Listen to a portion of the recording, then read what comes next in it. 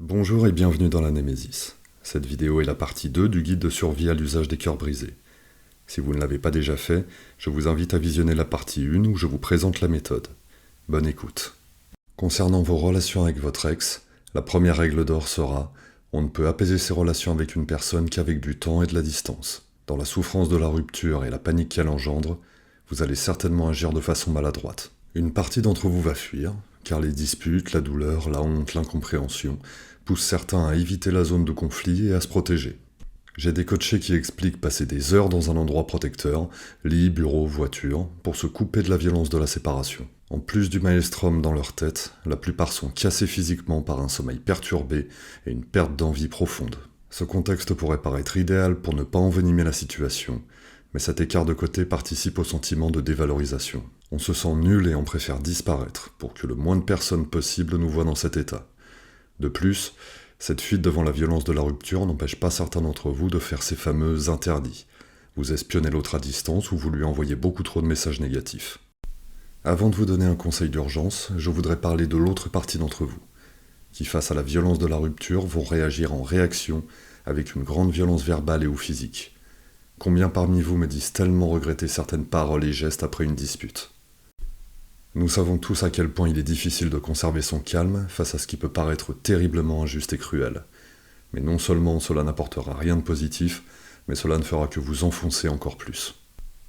Vous retrouverez dans les sections Rupture et reconquête de la Némésis plusieurs articles vous expliquant les mécaniques psychologiques à l'œuvre lors de la rupture. Mais ici, je vais me concentrer sur les conseils d'urgence. Quel que soit le groupe auquel vous vous identifiez, vous devez absolument comprendre que votre perception de la rupture est faussée par plusieurs sentiments très puissants. La surprise, la douleur, la frustration, la peur de l'avenir, la honte, etc. Alors, dans le cas où votre ex est une bonne personne, que vous aimez sincèrement, vous allez donc devoir agir de manière contre-intuitive, car il existe une différence entre ce que vous voyez et ce qu'il faut voir. Je m'explique. Vous voyez que la personne que vous aimez vous quitte, et vous devez urgemment la retenir, sinon vous allez la perdre définitivement. Alors qu'en fait, il faut voir que cette personne vous quitte parce qu'il y a un ou plusieurs problèmes non résolus entre vous, qui ont fini par générer chez elle une envie de vous quitter supérieure à l'envie de rester à vos côtés. Mesure d'urgence à cette situation, il faut immédiatement stopper les sentiments négatifs chez votre ex avant d'envisager de faire appel à ses sentiments positifs. Seul le temps et la distance permettent de casser le cercle vicieux des disputes. Vous devez donc limiter les échanges verbaux à des considérations factuelles, ne plus aborder pour le moment la question de votre avenir commun, et ménager de l'espace entre vous. On ne manque à quelqu'un que lorsque cette personne ne nous voit plus constamment dans son environnement quotidien, et ne nous considère plus comme needy. Je vous conseille d'ailleurs notre vidéo sur le sujet « Qu'est-ce qu'être needy en amour ?»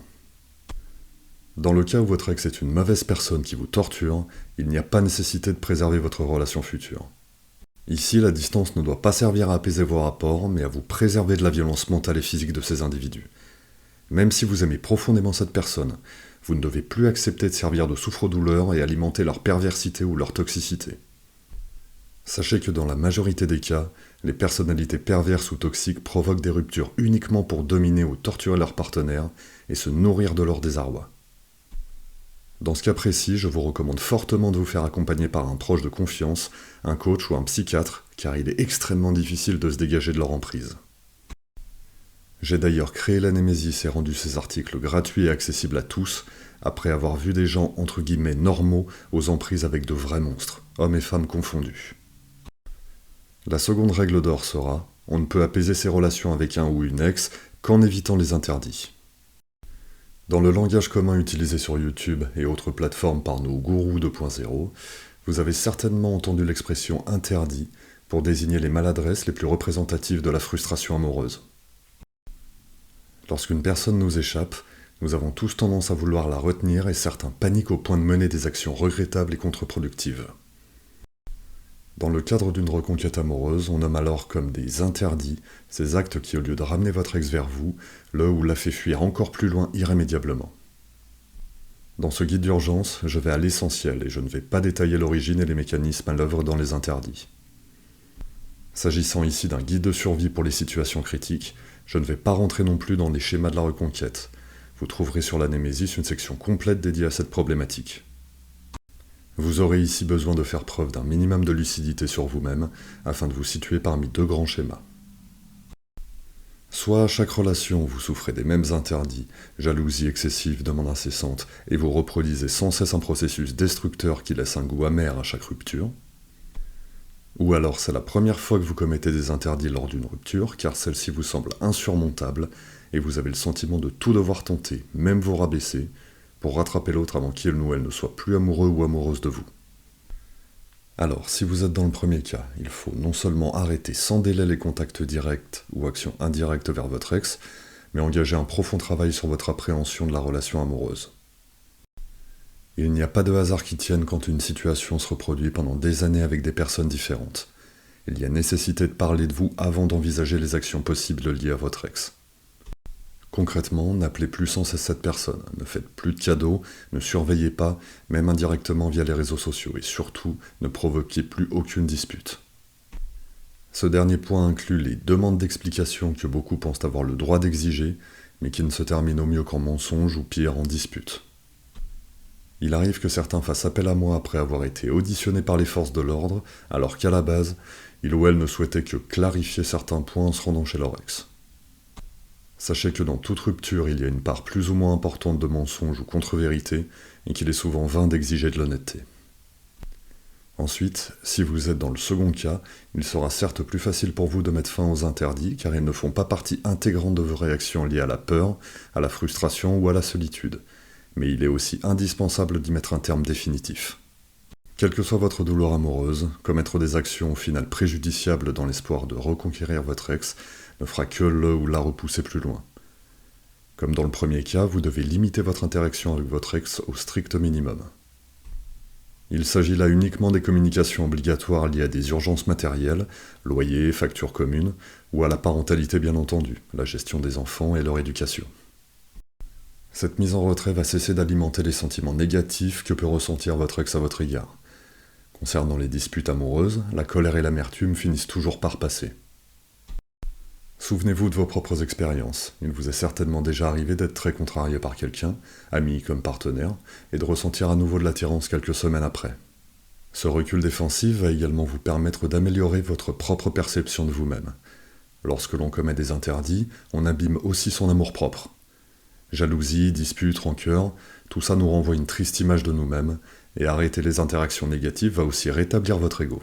Après avoir stoppé les interdits, comme indiqué juste avant, vous vous sentirez encore plus éloigné de l'être aimé.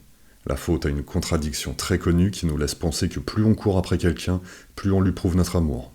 Le cinéma ou la littérature romantique nous ont fait croire qu'en se jetant sous les roues de la voiture de notre ex, ou en lui envoyant un bouquet de fleurs tous les jours, il ou elle va comme par magie découvrir la profondeur et la pureté de nos sentiments. Cela reste de la fiction. Dans la réalité, c'est du harcèlement, réprimé pénalement et largement contre-productif sentimentalement. J'en profite pour évoquer rapidement la question de la dépendance affective. La peur de décevoir, d'affronter seule les réalités quotidiennes pousse certains à ne pas accepter la rupture. Or, c'est seulement en affrontant ce vide que l'on se remplit soi-même et que l'on devient désirable.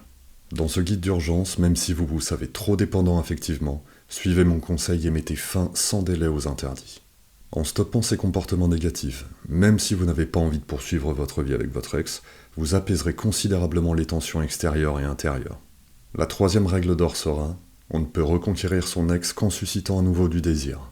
Pour ceux qui vivent une rupture extrêmement douloureuse, mais qui ne désirent pas se remettre avec leur ex, il n'y a pas lieu de s'intéresser à cette partie. La question de la reconquête, du retour de l'être aimé, n'interroge que celles et ceux qui aiment encore leur ex et qui souhaitent renouer leur idylle. Pour aller à l'essentiel dans ce guide à l'attention des cœurs brisés, nous partirons d'un postulat commun.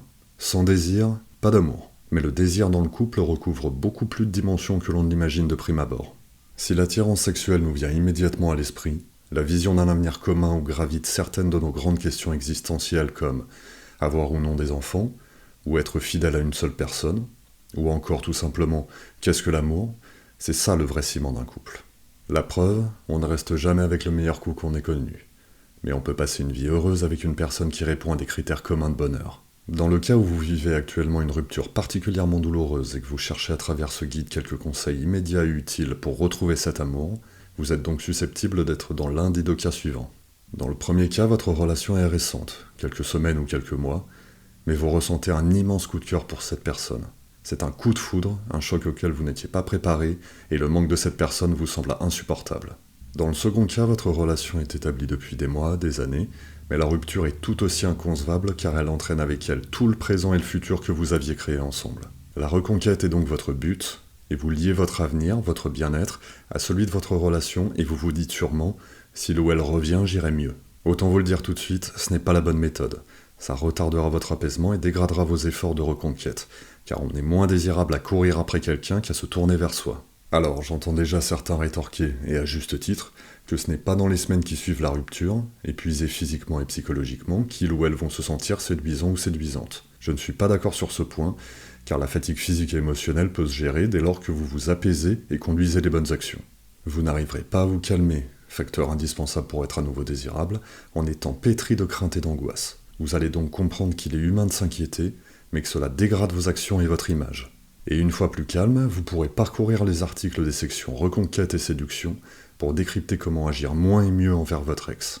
Et cela passe par le respect de vous-même et de votre ex. Je le dis très souvent à des coachés, ne cédez pas aux sirènes de la manipulation mentale avec des pseudo-techniques neurolinguistiques, genre silence radio et compagnie, ou aux discours commerciaux qui vous conseilleront de devenir une nouvelle et meilleure version de vous-même en 21 jours top chrono. De même, ne cédez jamais à la toxicité et à la manipulation. Seules les belles et vraies histoires d'amour méritent de se battre. Si on vous oblige à céder quelque chose ou à vous avilir pour vous faire l'honneur de revenir, c'est que vous êtes en face d'une personne manipulatrice, donc fuyez, et sans payer, je précise. Le résultat attendu sera de passer d'une relation conflictuelle, éventuellement condamnée par les interdits commis, à une relation apaisée et respectueuse, qui va engendrer un cercle vertueux immédiat, moins de stress, amélioration physiologique et psychologique. Cela permettra à celles et ceux qui le désirent d'engager les bonnes actions nécessaires à une reconquête réussie. Merci pour votre écoute et à bientôt dans la Némésis.